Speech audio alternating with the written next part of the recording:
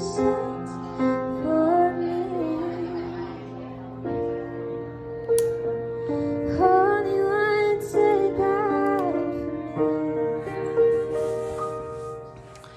you guys, good morning.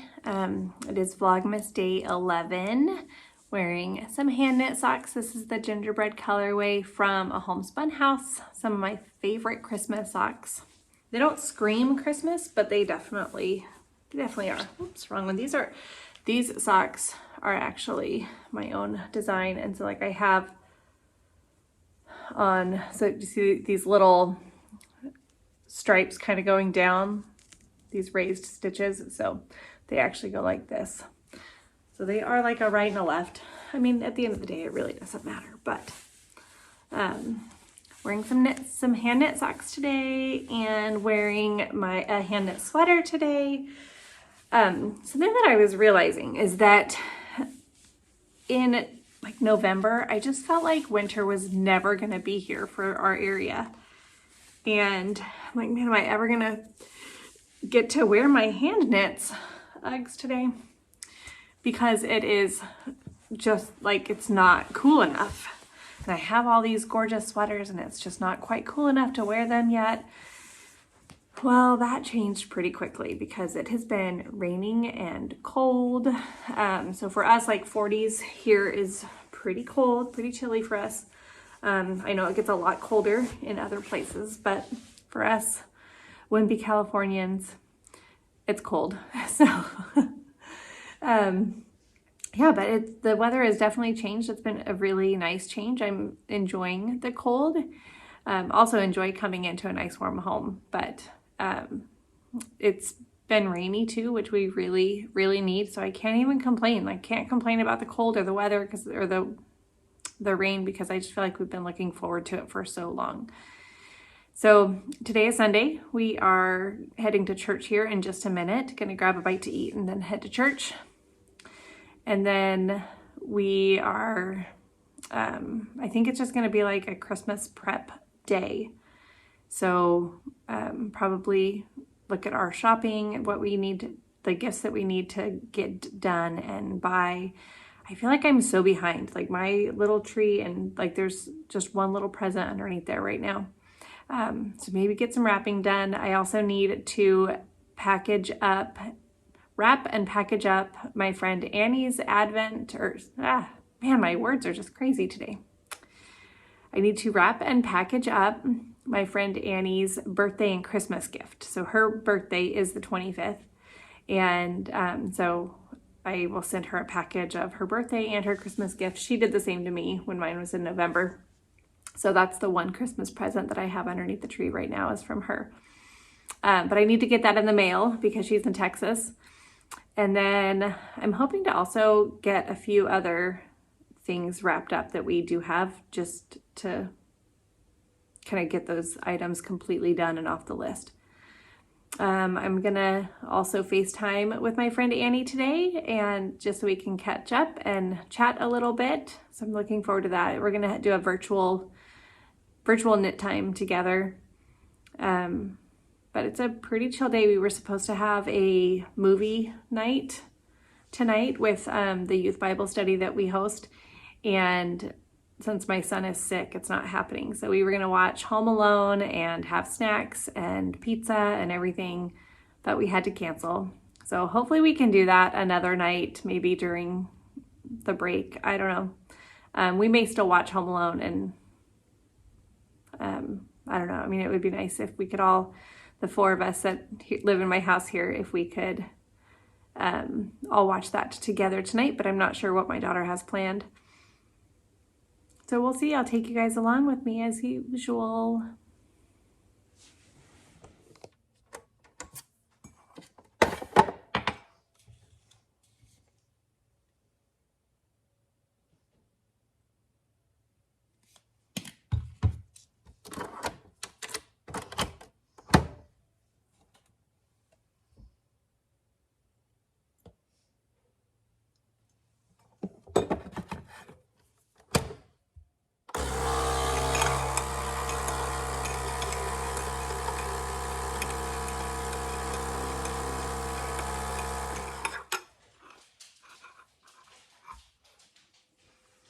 All right, I'm having one of my scones this morning that I made. I had a couple left over from what I brought, and then I had some left over that I left at home as well. But I'm working on my blanket for a couple minutes before we have to head out for church. We're like, I don't know, we're leaving in maybe 10 minutes, maybe less, probably 5. But just trying to get a couple stitches in. I realized last night as I was going to bed that I got 0 knitting done, like nothing last night or yesterday at all. I didn't knit at all yesterday, so not sure if I can make up for that today, because we do, like, it's a relaxed day, but we still have Christmas prep and planning to get done, so we'll just see. But hey, I'm already ahead of where I was yesterday. So the other thing I wanted to show you guys is this mug. Look at how cute this mug is. So this is my niece, Jessica, is a graphic designer. And when she got married, she designed these mugs, and this was her favorite. So all the guests got one. And we took a few because they had extra, but I just love it. So like literally every time I use this mug, whether for tea, coffee, whatever, I think of her, and like I don't know, it's just so special to me. But I absolutely love it. She is a phenomenal artist. That's the church that they got married in. Isn't that cute?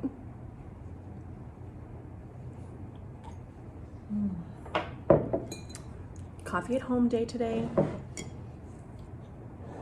It's supposed to be yesterday also.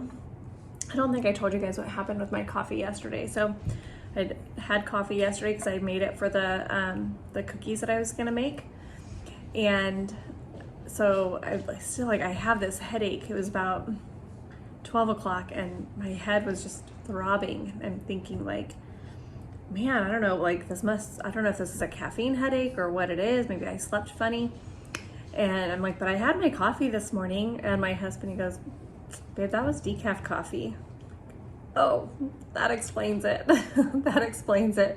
So the headache did kind of linger all day, but I had a couple errands that I had to run out the door and go do yesterday. I'm like, I'm just grabbing coffee, even though it was Saturday. So as I've mentioned before, like the goal is to not go out for coffee on the weekends, but I don't know, I was desperate at that point.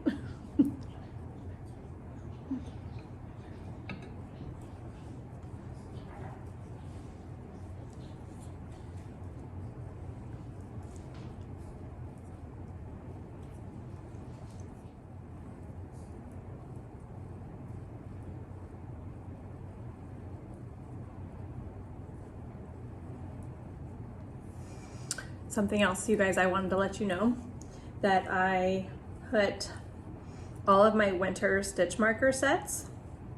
They're there's 6 stitch markers with a progress keeper, and they're all set on like a coordinating safety pin, like a large safety pin. So all of those I'm offering for this whole week at with free shipping.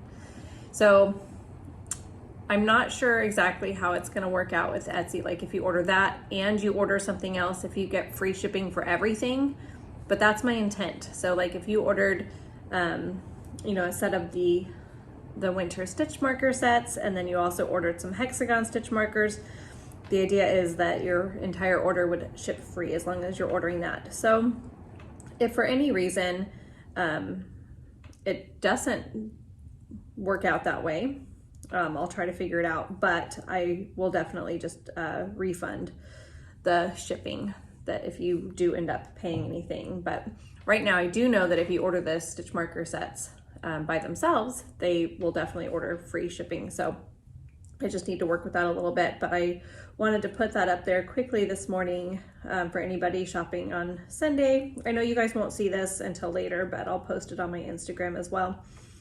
So yeah, but that'll be all week long until it'll end Saturday at midnight for that option. But I know we all kind of need a break now and then, and holidays get expensive. So if I can offer free shipping for you guys, I would love to do that.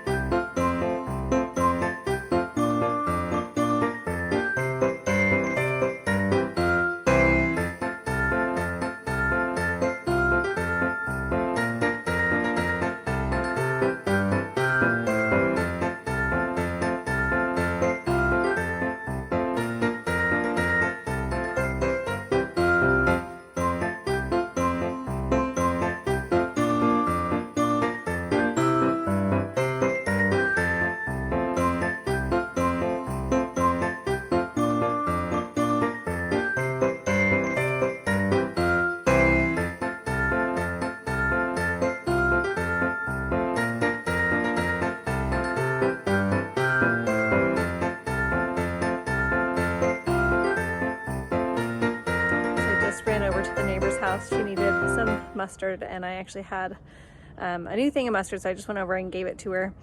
That's just what we do for each other. And I needed wine last week, and she had some wine for my spaghetti sauce that I made, and it's just, she's like the most fantastic neighbor ever. Like, we watch each other's homes and dogs and have keys to each other's houses and everything. It's just really a great, phenomenal neighbor.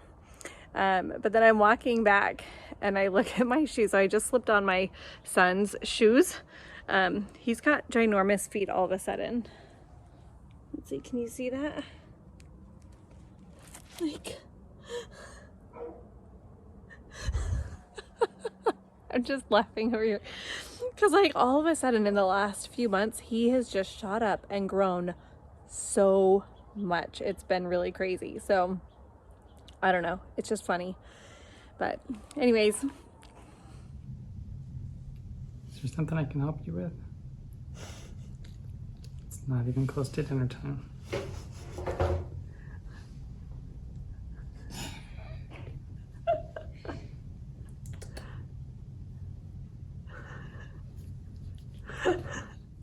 all right, you guys, so I got a couple things done today on my list. Got some orders processed, and I got a package all ready to go for my friend Annie. And then I couldn't film doing that because I don't want her to see. So in case she watches, I didn't want her to see. And then now I was going to open up a package that has literally like just been sitting on my floor like all week. So let me grab the scissors. I got it in earlier this week, and I've shared with you guys that I'm a knitter, okay, take two.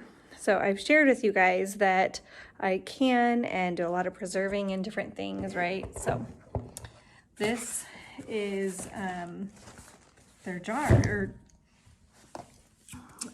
like lids for jars. So Three Rivers Homestead, who I follow, I get so much inspiration from her. She informed us that 4 Jars Canning was having a Black Friday sale, like Thanksgiving sale. So I hopped on Thanksgiving and I bought all these lids for canning. It's just supposed to be really great lids. So I bought 400, but they're not actually all for me. They're half for my brother and sister-in-law.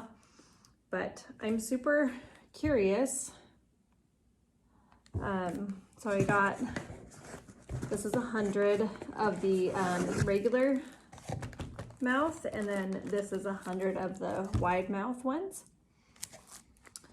So I'm really curious. It's just the, here, I'll open one up and show you guys. It's just the top piece, so it's not like the ring. So if you're not familiar with canning, you actually don't use the ring for storage, the twist-on ring. You use it, you know, like once you open it to keep the lid on, but other than that, you really don't want to store it in your cabinet with that twist on, because it will, it could give you a fake seal, basically. So if you want to make sure that the jar is sealed with only this part here. And if it's not, so like when I am done processing my jars and I let them sit for 24 hours, I will pull up on this, like just grab it by this and pull it up and see if it comes off. Most of the time they don't, which means that it's been sealed. And then the center will also have popped down. So it'll pop down because the difference, like from the heat, I believe this is how it works. So the heat, and then when you start cooling it down, it creates like a vacuum, and that's what seals your jar. So like the oxygen comes out of it, which like that's how this is, the little pop top thing here. That's how you know that the oxygen is out of it and that it's vacuum sealed naturally from the temperature, the change in temperature. So, and I could totally just be making all this up, but that's my understanding of how it works. Let's hope I'm right. Either way, I know it needs to be sealed. But, yeah, I was really excited about these. They seem like they're really great quality. I've been hearing that some of the more well-known brands are kind of going cheaper in their lids and their jars. So I buy lids, well, unused lids. If they're like unopened, I'll buy those from garage sales or thrift stores. I will buy canning jars from garage sales and thrift stores. And because I think like the older ones are just made a little bit better from what I'm seeing. So, yeah, so I'm just kind of excited about this because I like to stock up on this kind of stuff just in case. Like I remember like during COVID, the supply chains were just tight everywhere, and this was one of those places. Like the canning lid jars were really hard to get at a certain point. So I just like to be well stocked, not overly done, but just well stocked enough so that I don't run out when I need them, basically. So yeah, so I have 2 of each. And now a great box for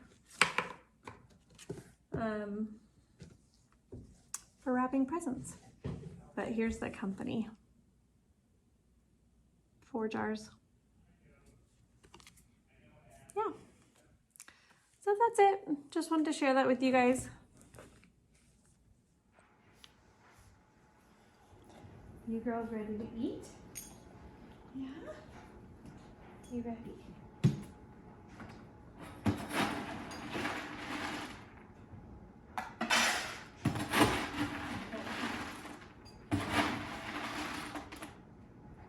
No. No.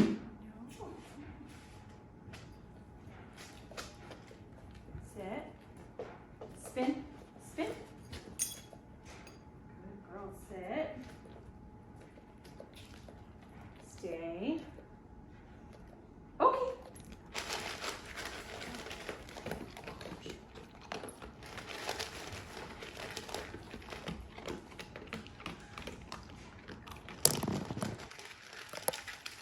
Hey you guys, I'm going to restart my sourdough starter. It has been dormant for a long time.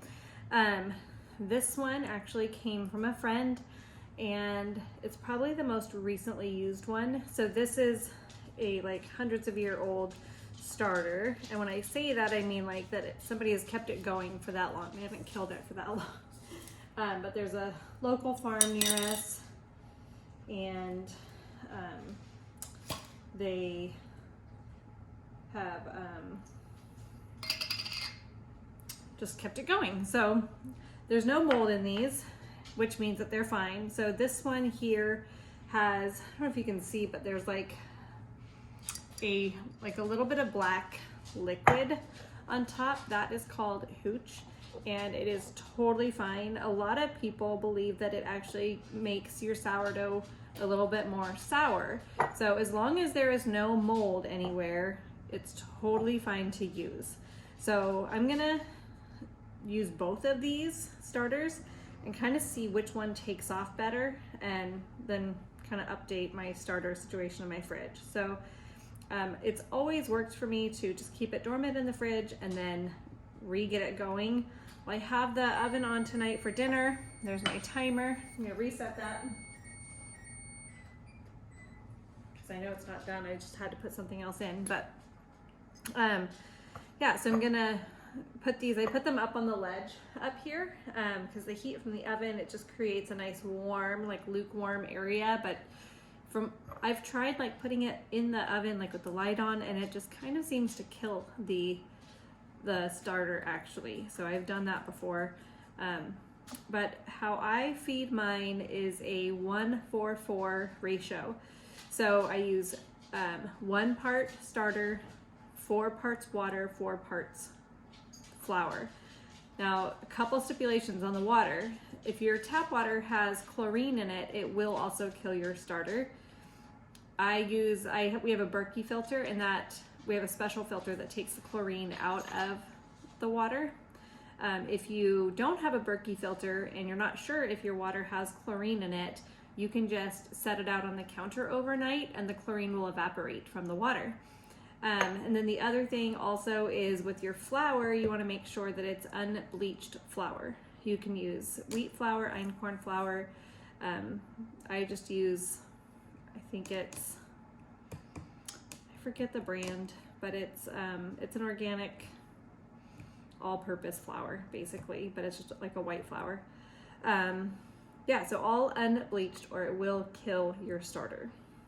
The starter is like they're living organisms basically. So, and sourdough is a fermented food. That's what you're allowing it to do here. So when they say like feeding your starter, you're feeding it with water and more flour, and then you're allowing it to ferment at room temperature, maybe a little bit warmer.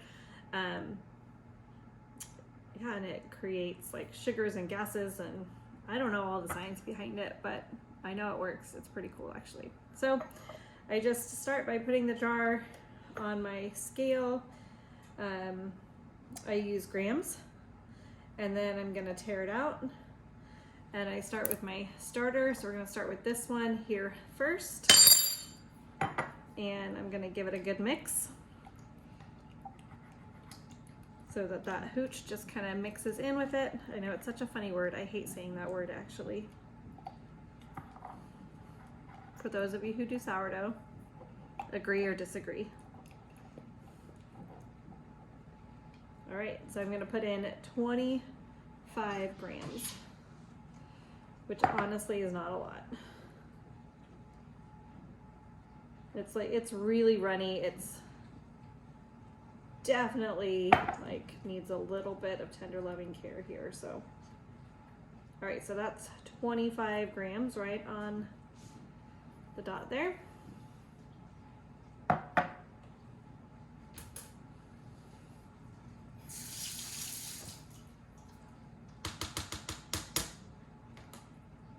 All right, and then I'm gonna put my water in. I tear it out again. So I had 25 grams of sourdough starter. So I'm gonna do 100 grams of water, which is like times 4. So that's the 1:4 ratio.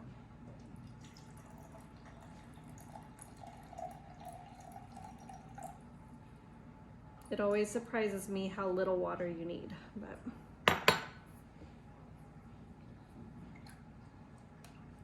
give that a little mix. Not really important, but that's just what I do. Tear it out again and add my flour.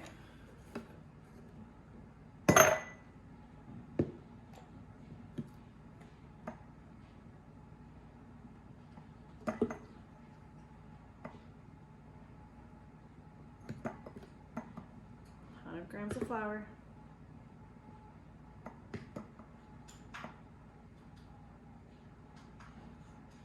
Go.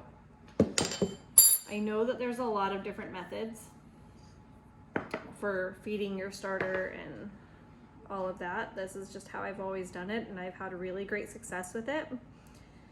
I'm sure if I had more time and when I have more time, I'd really love to explore more of the science behind it and figure out different ways. I like, even when I make the dough and make the bread, like it's a very simple, very hands-off way of doing it. I really enjoy the way it tastes. It rises well. Everything about it is great. There's my timer again.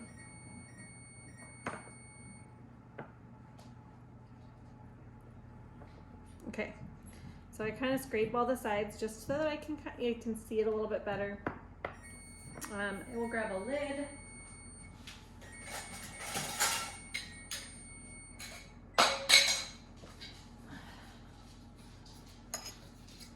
So I just use a lid, loosely put it on there, loosely put the band on. Like, you want the air to be able to escape because it is fermenting. There are gases that build up in there. So I'm just gonna put a pink mark and a pink mark on the starter that I used so that I know which one it came from. This will go back in the fridge. This will go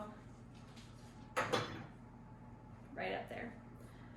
I'm gonna get the other thing in the oven real quick, and then I'll come back and show you guys. We'll redo the process again for this little guy.